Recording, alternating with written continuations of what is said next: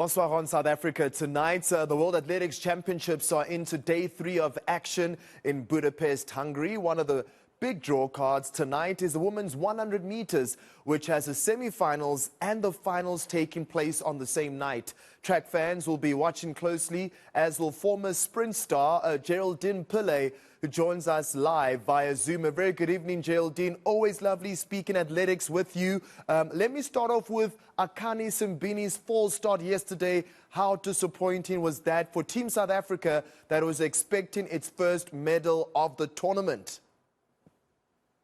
Hi, Arthur. Yes, it's always nice talking sport to you. Yes, it was very unfortunate for Akani. I think this would have been his first global final had he had qualified to run in the 100 meters, and definitely the year that would have seen him on the podium. But that's the nature of the sport, you know.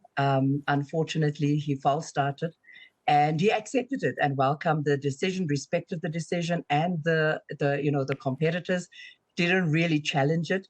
And hopefully he will bounce back stronger mentally and physically to get ready for Paris next year for the Olympic Games. All right, let's speak about the final taking place tonight in the women's 100 meters, a mouth-watering encounter that awaits. How much of a role do nerves play on occasions like this? It does play a major, major role. I mean, we have seen it so many times in a final where athletes false start, and that is all due to nerves, you know. But I think the field that we are going to see tonight, the ladies that will go down in the blocks in the 100 meters, are seasoned athletes. They are the ones that have been around the block for a while now, and especially Shelly Ann FraserPrice. I mean, for the past 14 years, she has competed at this level. And the only time she didn't finish first in the 100-meter was in Daegu in 2011. And I don't see that happening tonight. I really do see Shelly Ann, you know, being crowned the world champion again, although she struggled a little bit with the knee injury. But looking at her in the heats, you know, she's back to her old self, going into the semi-final with a season's best of 10.82. That just tells you that she is in fine form and definitely going to go into the 100-meter final as the favorite. I was going to ask you, because you're a former sprinter, you know, what your thoughts are regarding an athlete like Shelly Ann FraserPrice, who has been, you know, on the athletic scene for quite some time, but you have answered that. I guess my next point is based on the rivalry between Jamaica and the United States of America. Has this rivalry contributed to these two nations dominating in the sprints disciplines?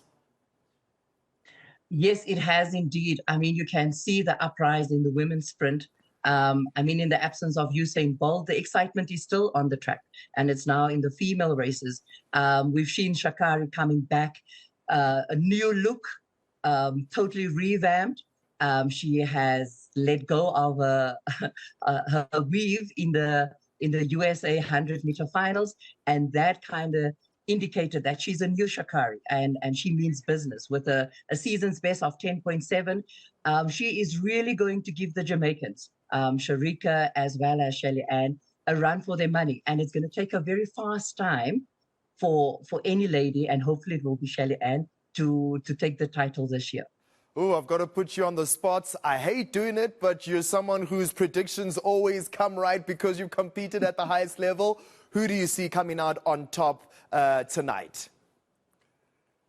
I have to be biased, and I'm going to go with my former training partner, Shelly Ann FraserPrice. She has always delivered when it matters the most, and I really do see her. I do think that Sha'Carri can maybe come there in the mix, but it's going to be second or third, but it's going to be a USA Caribbean affair, and the Caribbean and the gold medal going definitely back to Jamaica, compliments Shelly Ann Fraser.